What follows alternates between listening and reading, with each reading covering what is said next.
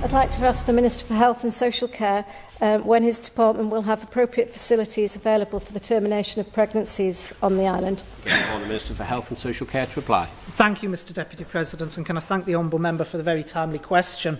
Can I say that the business case detailing the proposed delivery of additional services for the Isle of Man, women providing by the new Act, it has been drawn up, as has implementation plans as well, and that in terms of the actual question, we will introduce those services and be in a position to introduce all of those services once the necessary legal instruments have actually been brought forward and put in place, which I'll be covering in my answer to the Honourable Member for Ramsey in the next question. Supplementary question, Ms Edge. Thank you, Mr Deputy President. Can I just ask the Minister, when he's covering in his answer to the Honourable Member from Ramsey, will he be giving us a specific date when these services will be accessible to the Manx public? Minister to reply. Quickest answer of the day, yes, Mr Deputy President. Supplementary question, Mr Collister. Thank you, Mr Deputy President. Can I ask the Minister if the staff and nobles have already been surveyed, and if so, how many have opted out to provide the service? Minister to reply. Thank you, Mr Deputy President. It's not a case of opt-out. Under the Act, people have the ability to say they're a conscientious objector, and it doesn't have to be at the immediate start. I seem to remember we had this debate as the Act was going through. In relation to the staff who would be providing the service, yes, we have indeed surveyed it. It would be absolutely ridiculous for the Department not to have done so. We believe that 11 out of 13 potentially have conscientious objections, but that would be in relation to those requiring operations. But we have actually already provisioned for that, and we actually are looking to partner, just in case there is a huge volume at any point. We'll be partnering with a third-party organisation, a well-respected and trusted one, that will be able to deliver the services in conjunction with us. Supplementary question, Ms Edge. Thank you, Mr Deputy President. The services, obviously the Minister's just said that he will be working with a third party. I'm just conscious that when this service is...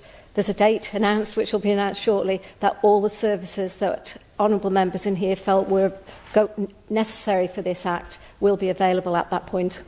Minister to reply. Thank you, Mr Deputy President. The services that the Department needs to supply are very clearly laid out in the Act, so they are there in primary law. I don't want to preempt the question by the Honourable Member, Dr Allinson, but I should point out at this point that when we get to that question, when I mentioned about the appointed day order, the intention is for the whole Act to come in one go. So we're not going to be looking to move various appointed day orders for different sections. It'll be one appointed day order and the Act will be in and operational. Mr Collister.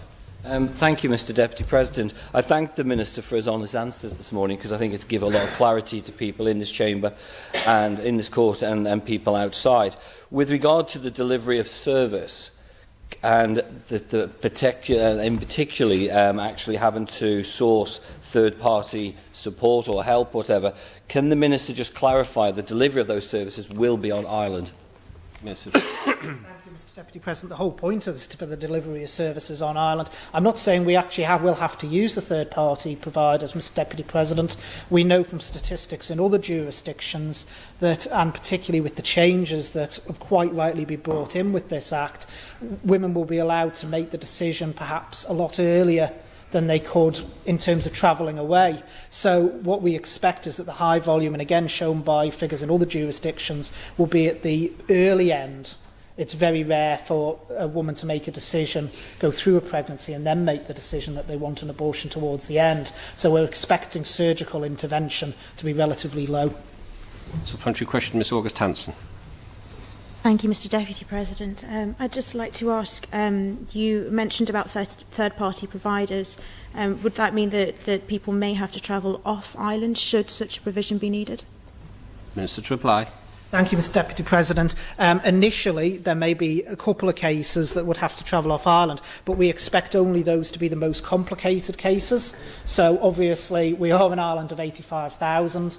We're not going to be able to provide all services if there's extreme complications for whatever reason, and that happens now with women where they have to go in certain circumstances over to the UK. That isn't going to change, but the whole point of this Act, and you know, I didn't sleep through the whole thing, was that we should be delivering services on Ireland, and that is what the Department will aim to do.